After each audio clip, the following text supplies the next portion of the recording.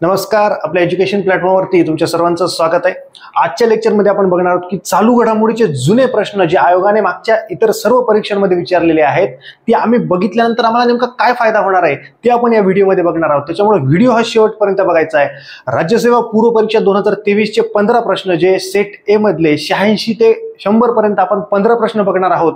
नेमकं 15 प्रश्न बघितल्यानंतर तुम्हाला काय मिळणार आहे हेच मी तुम्हाला सांगणार आहे। आणि 15 प्रश्न बघितल्यानंतर तुम्हाला ईअरबुक असेल, मॅगझिन असेल किंवा जे काही गोष्टी तुम्ही वाचत असाल, पेपर वाचत असाल, त्याच्यातून तुम्हाला कळेल की नेमका कसा प्रश्न आलाय, कुठे आयोग चुकवतो, नेमकं काय वाचायचंय, काय सोडून द्यायचंय, या प्रॉपर पद्धतीने मी तुम्हाला सांगणार आहे। त्याच्यामुळे व्हिडिओ शेवटपर्यंत बघायचा आहे। याची पीडीएफ आजच्या तारखेला आपल्या टेलिग्राम चॅनलला तुम्हाला मिळून जाईल। जे युट्यूबचे विद्यार्थी असतील ते, जे बॅचेसचे विद्यार्थी असतील त्यांना त्यांच्या फोल्डरमध्ये ती मिळून जाईल। त्याच्यामुळे निश्चिंत राहा। महाराष्ट्र लोकसेवा आयोग यांच्या मार्फत एमपीएससी राज्यसेवा पूर्व परीक्षा घेण्यात येते। 2023 चे हे 15 प्रश्न बघणार आहोत। याच्यामध्ये नेमकं काय बघायचं आहे आपल्याला, तर पहिल्यांदा एक गोष्ट सांगतो की तुम्ही चालू घडामोडीचा अभ्यास कधी करायचा हा प्रत्येकाच्याच मनात प्रश्न असतो। तुमची एक्झाम ज्या तारखेला आहे त्याच्या पाठीमागे 1.5 वर्ष म्हणजे 12 6 18 महिने तुम्ही चालू घडामोडीचा अभ्यास करायचा आहे। त्याच्यामध्ये तुम्ही एक इयरबुक जे पूर्ण वर्षाचं आणि त्याच्या नंतर पुढील 6 महिन्याचे तुम्ही मॅगझिन जे 2 महिन्याला 3 महिन्याला येतात ते, आणि एखाद्या महिन्याचं राहिलं असेल तर एखाद्या महिन्याचं जे पृथ्वी परिक्रमा किंवा युनिक वगैरे ते एखाद्या महिन्याचं घेऊ शकता। पण 18 मॅगझिन वाचणं म्हणजे मंथली आणि त्याला रिवाइज करणं थोडंसं अवघड जातं। त्याच्यामुळे तुम्ही इयरबुक नक्की वापरू शकता आणि 6 महिन्याचे, 2 महिन्याचं, 1.5 महिन्याचं, 3 महिन्याचं जे मॅगझिन येत असतं ते तुम्ही घेऊ शकता। 18 कुठेतरी खूप 1-2% विद्यार्थी असतील जे 18 टेन्शन न घेता हे करतील। चला, हे क्लिअर झालंय तुमच्या मनातला प्रश्न। आता आपण एक एक प्रश्न घेऊयात आणि परीक्षेच्या दृष्टीने पण नेमकं कसं काय वाचायचं आपल्याला इयरबुक मधून ते पण आपण बघूयात। 86वा प्रश्न आहे, नोव्हेंबर 2022 मधला आहे। ही परीक्षा कधी झाली होती याची डेट पण बघा आणि तुम्हाला कळेल की नोव्हेंबर 2022 चा हा प्रश्न आहे। बघूयात आपण आता। नोव्हेंबर 2022 मध्ये 10वा आंतरराष्ट्रीय पर्यटन मार्ट जो आहे तो कोणत्या राज्यात आयोजित करण्यात आला असं विचारलंय। काय 10वा आंतरराष्ट्रीय पर्यटन म्हणजे आंतरराष्ट्रीय घडामोडीचा प्रश्न आहे। आंतरराष्ट्रीय घडामोडीमध्ये मी काय वाचायचंय, अशा रीतीने जो मार्ट आहे जो आंतरराष्ट्रीय आहे आणि तो आपल्या देशात आयोजित करण्यात आला आहे तो कुठलं राज्य आहे? मिझोरम आलेलं आहे। हे स्पष्ट आहे, म्हणजे आंतरराष्ट्रीय गोष्ट आहे पण देशाशी निगडीत आहे। महाराष्ट्रात असला तर तुम्हाला 100% माहिती असायला पाहिजे होता, पण त्याने विचारलंय मिझोरम मध्ये झालाय। त्याच्यामुळे नीट लक्षात ठेवायचं की महाराष्ट्रात ज्या ज्या गोष्टी देशाच्या आंतरराष्ट्रीय लेवलला महाराष्ट्रात ज्या गोष्टी होतात त्याच्यावरती 100% प्रश्न येतो, पण असाही प्रश्न इतर राज्यांवरती पण येतो हे पण लक्षात ठेवायचंय। ही आंतरराष्ट्रीय घडामोडी आहे म्हणून याला तुम्ही एक पेज घेऊ शकता आणि एक पेज वरती 86 नंबर आंतरराष्ट्रीय घडामोडी असं लिहू शकता। म्हणजे त्या पेज वरती 15 ओळी तुम्ही लिहाल आणि त्याच्यामध्ये या गोष्टींचा उल्लेख होईल आणि नंतर तुम्हाला पूर्ण प्रश्न वाचण्याची गरज नाही। ते पेज बघितलं की तुम्हाला कळून जाईल आंतरराष्ट्रीय घडामोडीवरती, याच्यावरती राष्ट्रीय घडामोडी, राजकीय घडामोडी याच्यावरती प्रश्न आलेला आहे। चला, हे घेतलेला आहे पहिला प्रश्न। दुसरा आहे महाराष्ट्राची राजकीय घडामोडी। इथे लिहा राजकीय घडामोडी। राजकीय घडामोडी पण कशाचे रिलेटेड रे? महाराष्ट्र। महाराष्ट्राचे राज्यपाल यांच्याबद्दल आहे। आता राज्यपाल हे याच्यातून शिकायचं का फक्त आपल्याला की राज्यपालाबद्दल माहिती आहे मग आपलं काम संपलं का? नाही। पॉलिटीच्या पुस्तकातून राज्यपाल हा टॉपिक चांगल्या पद्धतीने करून घ्या। समजा नवीन राष्ट्रपतीची निवडणूक झाली, राष्ट्रपती टॉपिक करा। उपराष्ट्रपतीची नेमणूक झाली की निवडणूक झाली तो टॉपिक करा। लोकसभा निवडणूक आता झाल्यात लोकसभेचा टॉपिक करा। विधानसभा व्हायल्यात विधानसभेचा टॉपिक करा। ही महत्वाची गोष्ट आहे। राष्ट्रपती राजवट लागली नीट वाचा, हे महत्वाचं आहे। समजलंय? हा, चला, राष्ट्रीय आणीबाणीबद्दल काहीतरी चर्चेत आहे, वाचून घ्या, महत्वाचं आहे। राष्ट्रीय आणीबाणीवरती येणाऱ्या परीक्षेमध्ये 100% प्रश्न येणार आहे कारण चर्चेत आहे। संविधान हत्या दिवस म्हणून त्यांनी ते नरेंद्र मोदी किंवा एनडीए सरकारने ते जाहीर केलेलं आहे। आता महत्वाचं याच्यातलं योग्य प्रश्न आपल्याला निवडायचा आहे। महाराष्ट्र राज्यपाल जे आहेत रमेश बैस यांची महाराष्ट्राचे राज्यपाल म्हणून नियुक्ती झालेली आहे। हे वाक्य बरोबर आहे। ते पूर्वी कुठल्या राज्यात होते? आता इकडे बघा, एखाद्या राज्यपालाची वगैरे कुठे नेमणूक, राज्यपालावरती जेव्हा प्रश्न येतो त्यावेळी आपल्याला हे सांगतं की ते पूर्वी कुठे राज्यपाल होते ते आणि ते मूळ कुठल्या राज्याचे आहेत ते पण वाचणं गरजेचं आहे। हे तिन्ही विधान बरोबर आहेत आणि हे एसीडी उत्तर आहे, हे स्पष्ट आहे। म्हणून मी तुम्हाला ज्या गोष्टी सांगितल्या त्या नोट करा की इथे राजकीय घडामोडी महाराष्ट्र आणि पॉलिटीच्या पुस्तकातून आपल्याला ते वाचायचंय. हे पण वाटलं तर वेगळ्या पेजवरती किंवा हा पेपर प्रिंट केला असेल तर इथे लिहून घ्या लाल पेननी, म्हणजे तुम्हाला येणाऱ्या परीक्षेमध्ये याचा फायदा होणारच आहे. चला पुढचा प्रश्न घेऊयात आपण. पुढचा प्रश्न आहे, संयुक्त राष्ट्राच्या पोषण वर्धन मोहिमेसंदर्भात खालील विधाने विचारात घ्यायची. एकच सेकंड फक्त. क्लिअर दिसते का? एकदा चेक करूयात. एकदम ओके कार्यक्रम आहे, काहीच वाद नाहीये. संयुक्त राष्ट्राच्या पोषण वर्धन मोहिमेसंदर्भात इकडे बघा, पोषण आता हे आंतरराष्ट्रीयच्या रिलेटेड आहे, आंतरराष्ट्रीय घडामोडी असं लिहाय तिथे. आता ही मोहीम आहे, याच्यामध्ये काय आहे, दोनच गोष्टी लक्षात घ्यायच्यात. जेव्हा आपण एखादी मोहीम किंवा एखादा असं काही गोष्ट वाचतो, समजा अभियान वगैरे किंवा एखाद्या संस्थेबद्दल माहिती वाचतो, तर ही जी आहे मोहीम, याचं समन्वयक पद कोणाला होतं, तर हे अफशान खान आणि अँटनी हे जे ब्लिंकन हे होतं. या दोन्हीपैकी एक ऑप्शन बरोबर असणार आहे, ही गोष्ट लक्षात घ्या. याच्यामध्ये टार्गेट पण विचारलं जातं. समजा हे कुपोषणाच्या रिलेटेड आहे किंवा ही मोहीम कशाच्या रिलेटेड आहे असाही प्रश्न विचारला जातो. त्याच्यात एखादं टार्गेट असतं की हे आपल्याला कुपोषण कधीपर्यंत हटवायचंय, एक उद्दिष्ट असतं. तर उद्दिष्ट विचारलंय 2030. हा जो आकडा असतो पुस्तकात किंवा ईअरबुक मध्ये त्याला गोल करा, हा महत्वाचा असतो. सरळ सरळ कधी कधी कंबाईनच्या दृष्टीने तर डायरेक्ट असंच विचारतात की 2025, 2030, 2035 आणि 2050 असे ऑप्शन देऊन टाकतात. म्हणजे इतकं सोपं आहे, कंबाईनला असंच विचारलं जातं. तर हे पण बरोबर आहे. आणि ही पण मोहीम आहे की ही मोहीम जगातील कुपोषणाच्या रिलेटेड आहे, तर हे राबवण्यात आलेले आहे, बरोबर आहे. आणि हेच विधान याच्यातलं फक्त अ क ड हे ब विधान चुकीचं आहे, अ विधान बरोबर आहे. या दोन्हीपैकी एक नीट वाचल्यानंतर आपल्याला कळतं की मला ईअरबुक मधून काय वाचायचंय आणि प्रश्न सोडवत असताना देखील मला कशा पद्धतीनं हे करायचं आहे. आपला लॉजिक्सचा पण व्हिडिओ आहे, तो पण तुम्ही बघून घेऊ शकता, कशा पद्धतीनं सोडवायचे प्रश्न, ते पण मी त्याच्यात ऑलरेडी सांगितलं, त्याच्यामुळे रिपीट इथे सांगत नाहीये. आणि हे महत्वाचं आहे, योग्य विधान निवडायचे. याला परीक्षेमध्ये असं गोल करत जा. अयोग्य असतं कधी कधी, कधी बरोबर नाही ओळखा असं असतं, चूक असतं, नीट वाचायचं आहे, काही करायची नाही. चला पुढे जाऊयात आपण. पुढचा प्रश्न स्क्रीनवरती ये रहा. 89वा प्रश्न आहे, महाराष्ट्राचा अर्थसंकल्प आहे. बघा इकडे, महाराष्ट्र राज्याचा अर्थसंकल्प आहे तो 2023चा आहे, कारण की पेपर पण 2023चाच आहे. त्याच्यामध्ये त्यांनी स्पष्ट पद्धतीने सांगितलंय की याच्यात महामंडळाची स्थापना करण्याची घोषणा केलेली आहे, पण कुठल्या याची घोषणा केलेली नाही हे आपल्याला निवडायचं. म्हणजे त्यांनी विचारलंय की यापैकी, या चारीपैकी कुठल्या याची घोषणा 2023च्या महाराष्ट्राच्या अर्थसंकल्पामध्ये घोषणा झालेली आहे. तर यांची झाली, यांची झाली, यांची झाली, हे झालेली नाही, कारण की जुन्याच स्थापना आहे. म्हणजे हे 3 लेटेस्ट आहेत, हे जुनच आहे, 20-30 वर्षाखालचं किंवा त्याच्या आधीचं पण आहे, 40-50 वर्षाखाली त्याची स्थापना झालेली आहे. त्याच्यामुळं हा प्रश्न विचारत असताना थोडंसं बघायचं की एखाद्या हा उत्तर माहित नसेल तर नीट बघायचं की बाबा हे नावं आहे इथे मराठवाडा दुग्ध विकास महामंडळ आहे, मराठवाडा वेगळा आहे, मराठवाडा, विदर्भ, कोकण, पश्चिम महाराष्ट्र, खानदेश या पद्धतीनं आहे, आणि हे वेगळे आहे त्या पद्धतीनं. आणि ईअरबुक वाचत असताना देखील किंवा काही वाचत असताना देखील हे नावं लक्षात घ्यायची. भले आपल्याला ही नावं पाठ नसतील, पण तुम्हाला माहिती आहे काही ना काहीतरी तिनं नावे होती, ह्या पद्धतीने आपल्याला घ्यायचंय. आणि तुम्हाला कळलं असेल महाराष्ट्राचा अर्थसंकल्प, इथे देखील तुम्ही हेडलाईन अशी लिहून घेऊ शकता की महाराष्ट्राच्या अर्थसंकल्पावरती हा प्रश्न होता. म्हणजे तुम्हाला सापडताना सोपं जाईल. तुम्हाला समजा कधी प्रश्न पडला की महाराष्ट्राचा अर्थसंकल्पावरती मला 4-5 प्रश्न बघायचे, तुम्ही एक लिस्ट केलेली आहे जी मी ऑलरेडी सांगितलंय, त्याचं तुम्ही बघू शकता की अरे 89 नंबरचा प्रश्न आहे जो महाराष्ट्राच्या अर्थसंकल्पावरती आहे. ते त्याच्या पाठीमागचा जो प्रश्न होता तो कॅम्पेनचा होता, आंतरराष्ट्रीय घडामोडी याच्यामध्ये मोहीम, आंतरराष्ट्रीय घडामोडी मोहीम असं तुम्ही लिहून घेऊ शकता तिथे. क्लिअर झालं? या गोष्टी ह्या खूप अत्यंत महत्वाच्या गोष्टी आहेत. हे महाराष्ट्राचा अर्थसंकल्प, त्याच्यावरती प्रश्न आहे. चला त्याच्यानंतर ही आहे, खालीलपैकी कोणते शहर हे 2023 मधील 5व्या एशियन इंडिया बिझनेस समिट याचे यजमान होते. आंतरराष्ट्रीय घडामोडी आणि एक समिट ही घडलेली आहे. समिट किंवा त्याला काय म्हणता येईल, आपल्याला एक कार्यक्रम असं पण म्हणता येईल की समिट आहे, एखादी बैठक आहे, त्या पद्धतीनं आंतरराष्ट्रीय घडामोडी आणि समिट किंवा एक बैठक या पद्धतीनं तुम्ही लिहून घ्या. ही कुठे घडलेली आहे, तर ही क्वालालंपूरला झालेली आहे. आपल्याला कळेल की आंतरराष्ट्रीय घडामोडीवरती जास्त भर आहे. जवळपास 2-3 प्रश्न आपल्याला सापडलेले आहेत. उद्या अशी एखादी बैठक, अशी एखादी समिट हे झाली असेल तर तेव्हा आपल्याला याचा फायदा होतो. त्या पद्धतीने आहे. इथे पण लिहून घ्या. 90वा प्रश्न एकाच लाईनमध्ये लिहायचं. 90वा प्रश्न आंतरराष्ट्रीय घडामोडी समिट. आता हे आहे धार्मिक किंवा तीर्थक्षेत्राबद्दल प्रश्न आहे. तो कुठला आहे, तर तो मला वाटतं राष्ट्रीयच आहे. राष्ट्रीय घडामोडी, तीर्थक्षेत्र प्रश्न या पद्धतीनं. आता तीर्थक्षेत्राबद्दल पण चर्चेत असल्यानंतर नेमकं काय वाचायचं, इथे पण दोन ऑप्शन आहेत.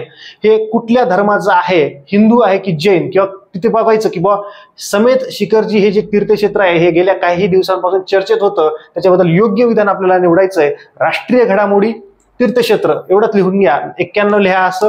राष्ट्रीय घडामोडी, तीर्थक्षेत्र, संपला कार्यक्रम. आणि त्याच्यानंतर हा प्रश्न वाचून घ्यायचा आहे.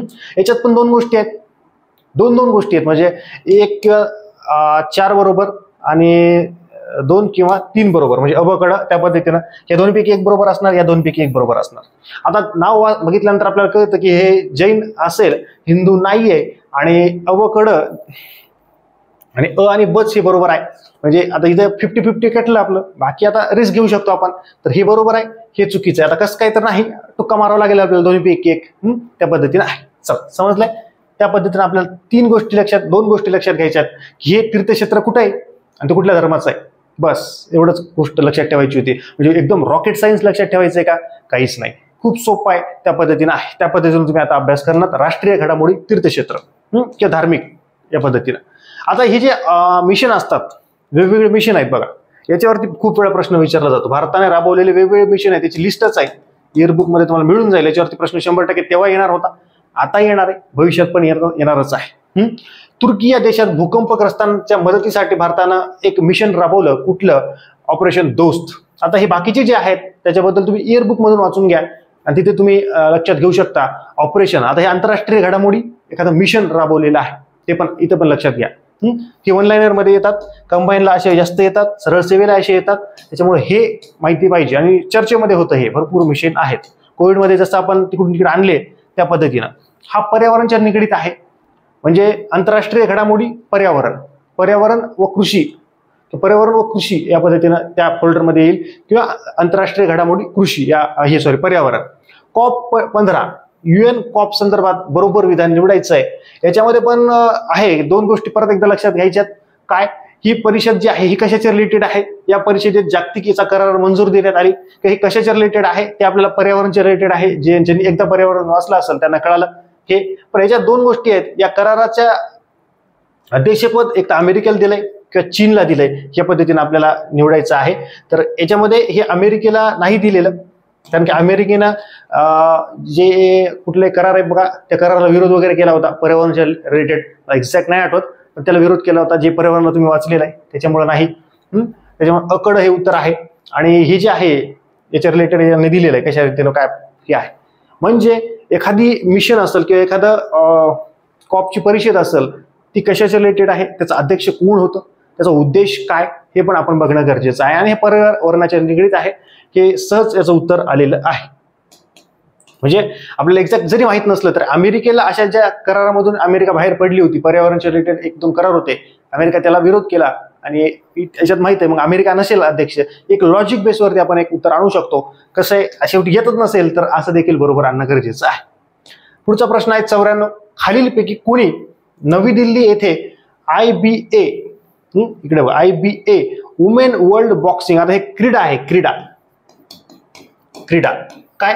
क्रीडा, हे क्रीडाचा प्रश्न आहे. क्रीडामधून तुम्ही नेमकं काय वाचायचं? बरेच जण क्रिकेटच वाचत बसतात किंवा हॉकीच वाचत बसतात. नाही, वेगवेगळे तिथे बॉक्सिंग बद्दल प्रश्न विचारलाय आणि महिलांची बॉक्सिंग बद्दल पण प्रश्न विचारला. हे पण क्रीडा आणि महिला बॉक्सिंग या पद्धतीनं. आणि हे लक्षात ठेवा की IBA वुमेन, आता याच्यात वेगवेगळ्या बॅडमिंटन असेल, ऑलिम्पिक वरती आता प्रश्न येणार आहे 100%. क्रिकेट, महिला क्रिकेटवरती आहे, IPL आहे, वेगवेगळे महिलांच्या रिलेटेड IPL सारखे पण होत आहेत, तिकडे पण प्रश्न विचारला जाईल, हे पण महत्वाचं आहे.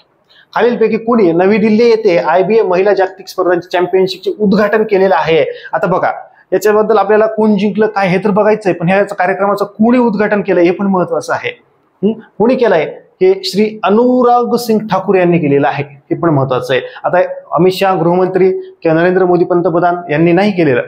मग अशा जिथं ऑड आहेत, आता तुम्हाला कळलंय की फक्त पंतप्रधान किंवा गृहमंत्र्यांनी केल्यानंतरच आपण वाचत होतो, नाही, मंत्री आहेत ते, मला वाटतं एक्झॅक्ट आता नवीन सरकारमध्ये तर त्यांनी झालेलं आहे. नसतील तर थोडंसं बघून घ्या, मंत्रिमंडळ पण एकदा वाचून घ्या, महत्वाचं आहे. चला, म्हणजे तुम्हाला कळलंय की क्रीडावरती पहिले कोण जिंकलं काय हे विचारायचे, आता नाही, उद्घाटन कोणी केलं विचारायले. म्हणून अपडेट व्हायला होतं आपण, आता अपडेट व्हायला पाहिजे आपण पण, परीक्षा अपडेट व्हायली आहे, आपण पण अपडेट झालं पाहिजे. चला, त्या पद्धतीनं पुढचं आहे अर्जुन पुरस्कार आहेत अर्जुन पुरस्कारावरती कसे प्रश्न विचारले जातात? अर्जुन पुरस्कार विद्यार्थी नाही, अर्जुन पुरस्कार विजेते आहेत 2022चे, त्यांच्याकडे यादी दिली आणि ते कुठल्या खेळात आहेत ते दिलेलं आहे. तर जे भक्ती कुलकर्णी आहेत किंवा साक्षी आता कबड्डीच्या रिलेटेड आहे, साक्षी कुमारी कबड्डी B2 हे सरळ सरळ येऊ शकतं आपल्याला.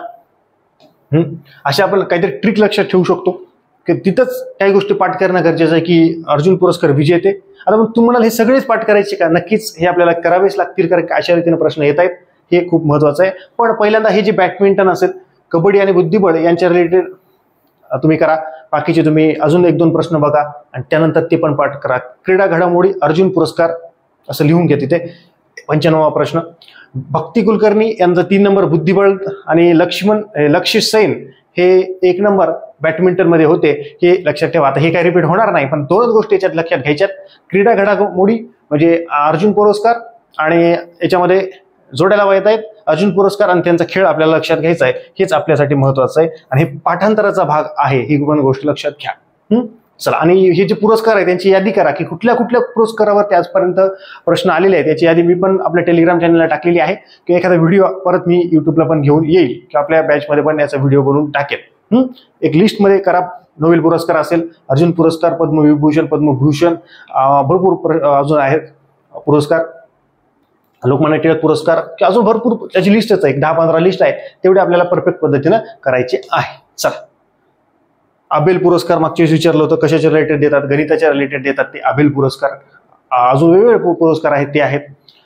मार्च 2023 मध्ये सरकारने पेन्शन फंड नियामक विकास प्राधिकरण म्हणजे काय, इकडे बघा, PFDRA चे अध्यक्ष म्हणून कोणाने, इकडे बघा, एखादी ही आहे संस्था आहे, UPSC असेल, MPSC असेल, CBI असेल, की अजून वेगवेगळे RBI असेल, SEBI, की अजून भरपूर लष्कर प्रमुख असतील ते, की अजून वेगवेगळ्या ज्या काही संस्था असतील किंवा असे काही जे काही बॉडी असतील, अथॉरिटी असतील, त्यांचे अध्यक्ष निवडल्यानंतर त्यांच्याबद्दल प्रश्न विचारला जातो. हे पण महत्वाचं, याची लिस्ट करायची आपल्याला आता, हे पण.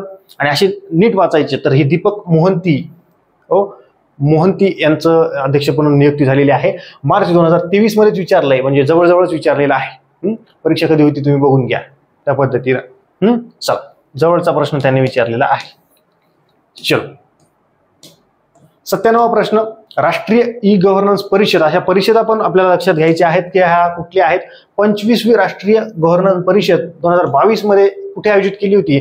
तर कटारा, जम्मू काश्मीरमध्ये केलेली होती. अशा परिषदा पण आपल्याला बघणं गरजेचं आहे. या परिषदांची पण लिस्ट पाहिजे की आजपर्यंत कुठल्या कुठल्या परिषदांवरती प्रश्न विचारले आहे, म्हणजे आपल्याला कळून जातं की बाबा काय कसं वाचायचंय. आता महाराष्ट्राच्या रिलेटेड एखादी असेल तर 100% प्रश्न येत आहेत, पण त्यांना माहित झालंय आता पोरं महाराष्ट्राचं पाठ करून टाकायलेत, म्हणून ते बाकीच्या राज्यांमध्ये होणाऱ्या परिषदेबद्दल पण प्रश्न विचारले आहेत.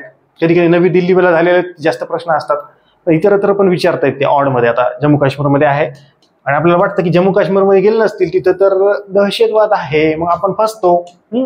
युनेस्को 2023चा आंतरराष्ट्रीय शिक्षण दिन जे दिनविशेष आहेत ते पण आपल्याला पाठवायचे. आंतरराष्ट्रीय घडामोडी दिनविशेष विचारलेला आहे.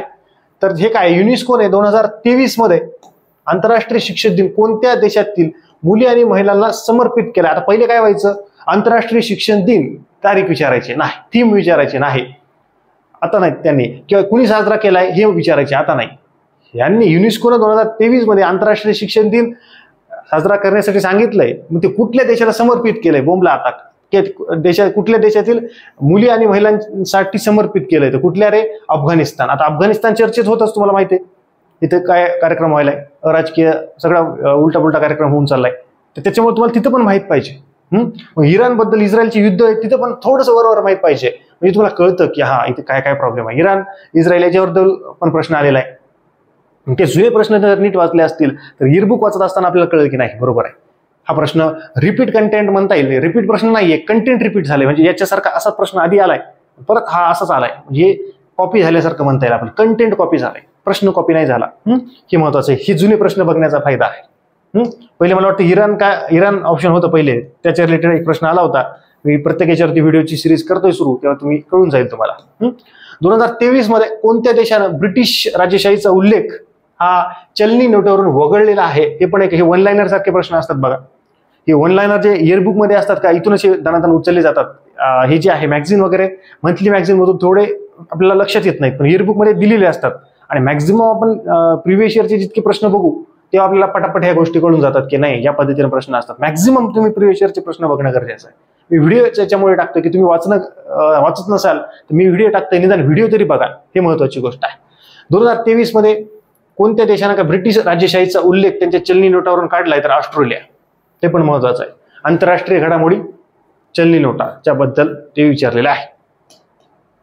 आंतरराष्ट्रीय वरती बघा किती जास्तीत जास्त प्रमाणावरती प्रश्न येत आहेत आणि हे ऑनलाईनर आहेत. चला पुढचा शेवटचा प्रश्न, पद्मश्री पुरस्कार ऑलरेडी सांगितलं होतं, लिस्ट करा कशा कशावरती प्रश्न आलाय, महत्वाचा आहे.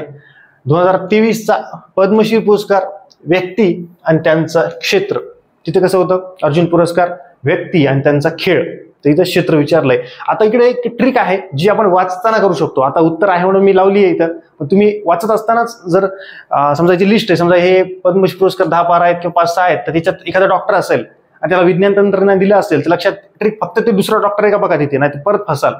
हे डॉक्टर आहेत मग मी हाणलं इकडे विज्ञान आणि तंत्रज्ञानला, बस या एकावरूनच उत्तर येते. बीचं फर्स्ट पण ते इथं यायलंय. मग अजून आपण नावातून पण हे करू शकतो की समजा पांडे आहेत, सीचं उत्तर काय रे, सीचं उत्तर 4 आहे, सीचं उत्तर आहे 4 आहे. हा पांडेजी समाज कार्य करतात असं ट्रिक करा तिथे काहीतरी की आपल्याला लक्षात येईल की बा डॉक्टर विज्ञान आहेत, संपला विषय, मग पाठ करायची गरज नाही म्हणजे असतील तर. आणि मग असं नावावरून काहीतरी त्याची ट्रिक करा किंवा उमाशंकर यांना काय समाजकार्य करायला लय आवडतं असं त्या पद्धतीनं.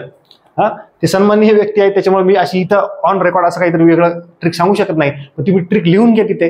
आणि म्हणजे अक्षरशः काही विद्यार्थी अक्षरशः शिव्या लिहितात किंवा शिव्या देऊन पाठ करतात, स्वतःलाही शिव्या देतात, इतरांनाही शिव्या देतात, पण ते मनातल्या मनात देतात, अशा ऑन रेकॉर्ड व्हिडिओवरती देत नाहीत. पण काही शेवटी आपल्याला मार्क घेण्याची मतलब आहे, त्या पद्धतीने तुम्ही करू शकता. हे 100 प्रश्न. आता हे पद्मश्री पुरस्कार, अर्जुन पुरस्कार, नोबेल पुरस्कार, आबेल पुरस्कार असे भरपूर लिस्ट आहे, ती लिस्ट करा, स्वतः लिहा. असे 15-15 प्रश्न बघा, पुरस्काराचा एक कागद करा, याचे 15 एका पेजवरती लिहिलेत ओळीमध्ये, कळले. आणि त्याच्यानंतर पुरस्काराची लिस्ट करा, आंतरराष्ट्रीय घडामोडी, राष्ट्रीय घडामोडी, राजकीय घडामोडी याच्यावरती आलेत का प्रश्न बघा. मागच्या याच्यात काही कायद्यांवरती प्रश्न आलेत, कायद्यात नेमकं काय विचारतात ते बघायचं आहे आपल्याला परिपूर्ण. एकदा हा परत व्हिडिओ वाटलं तर 2 दिवसांनी 3 दिवसांनी बघा किंवा महिन्याने परत एकदा हाच व्हिडिओ बघा आणि प्रिव्हियस इयरचे प्रश्न परत एकदा बघून घ्या, व्हिडिओ बघा आणि प्रत्येक वर्षीचे प्रिव्हियस इयरचे प्रश्न बघा. दररोज अभ्यास करत असताना 15 प्रश्न नक्कीच एखाद्या पेपरचे बघाच, कंबाईन असेल, राज्यसेवा असेल, 100% बघा. आणि इयरबुक, मॅगझिन जे काही तुमच्याकडे असेल, मंथली मॅगझिन किंवा 2-3 महिन्याचं मॅगझिन, ते तुम्ही वाचा. एवढं करूनही तुमच्या मनात जे प्रश्न असतील, जे युट्यूबचे विद्यार्थी आहेत त्यांनी कमेंट सेक्शनमध्ये कमेंट करा. अशा जबरदस्त लेक्चरसह पुढच्या लेक्चरमध्ये भेटूयात. हे चॅनल तुम्हाला आवडलं असेल तर नक्की सबस्क्राईब करा, लाईक करा आणि जास्तीत जास्त जणांपर्यंत शेअर करा. भेटूयात पुढच्या लेक्चरमध्ये, तोपर्यंत धन्यवाद.